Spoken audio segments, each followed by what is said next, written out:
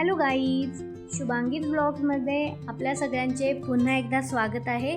तर आज मी बनवत आहे आलू पराठा.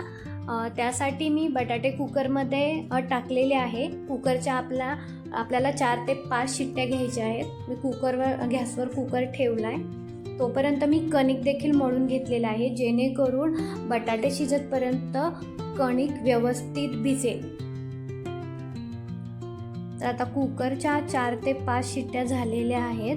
मी कुकर थंड व्हायला ठेवला आहे. जोपर्यंत कुकर थंड होतोय तोपर्यंत सकाळचा टाईम होता, म्हटलं तोपर्यंत चहा पिऊन घेऊयात. माझा चहा देखील पिऊन झाला. त्यानंतर मी परत आले. कुकर थंड झाला होता तोपर्यंत, आणि बटाटेही चांगल्या प्रकारे शिजले होते. तर आपण ह्या बटाट्याची आता पहिली साल काढून घेऊयात, कारण आपल्याला आलू पराठ्यासाठी पहिली बटाट्याची भाजी करावी लागेल. तर त्यासाठी मी बटाटे सोलून घेत आहेत. एकदा की हे बटाटे सोलून झाले तर तुम्हाला ते स्मॅश करून घ्यायचे.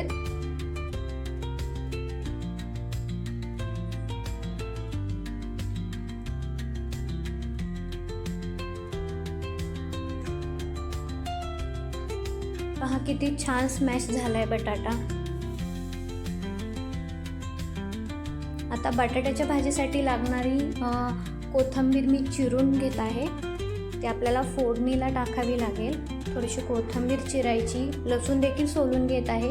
मी लसूणचे काप करून घेणार आहे. तुम्हाला हवे असेल तर तुम्ही त्या लसूणची पेस्ट करूनही टाकू शकता.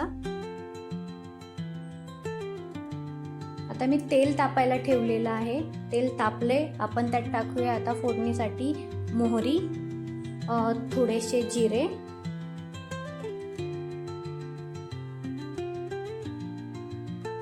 बारीक चिरलेला लसूण आणि कढीपत्ता. थोडीशी कोथिंबीर देखील फोडणीत आपण टाकूया आणि एकदा ते मिक्स करून घेऊया.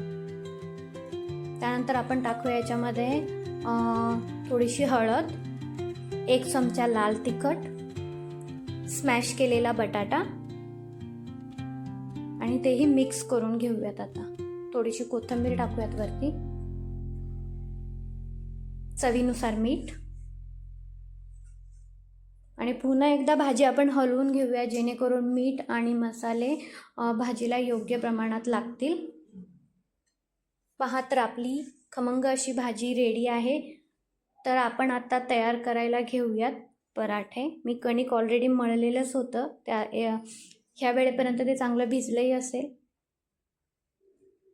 आता ह्याच्यामध्ये बटाट्याची भाजी करून आपल्याला पराठा बनवायचा आहे. अशा प्रकारे भाजी भरायची आहे.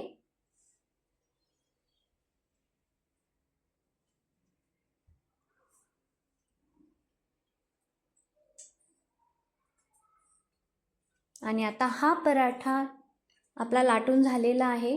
तवा पण गरम झाला आहे आपला. तर आता आपण पराठा तव्यावर टाकून घेऊयात. दोन्ही साईडनी व्यवस्थित तेल टाकून मस्त भाजून घ्यायचा आहे पराठा. मी या पराठ्याला लाल तिखट वापरले. तुम्हाला हवं तर तुम्ही हिरवी मिरची देखील घालू शकता. पण तुम्ही लाल तिखट घालून जर पराठा केला तर त्याची टेस्ट वेगळीच लागते. मी ह्याला तेल वापरले. तुमच्याकडे बटर किंवा तूप असेल तर तुम्ही तेही वापरू शकता. तर पहा, आपला पराठा तयार आहे.